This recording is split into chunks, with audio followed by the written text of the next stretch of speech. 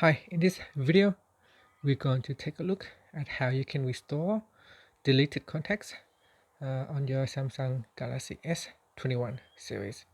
So if you have accidentally deleted a contact, here's how you can restore them. First, tap on the home key to go back to your home screen. Then tap on the phone application. Next, you want to tap on contacts, and then tap on the option key at the top here, and then tap on recycle bin.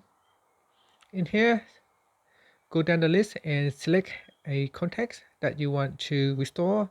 So you can select one or multiple contacts to restore.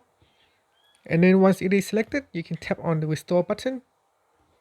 And then if you tap on the back key, those deleted contacts should be restored back into your contacts list. And that's it. Finally, you can tap on the home key to go back to your home screen. Thank you for watching this video. Please subscribe to my channel for more videos.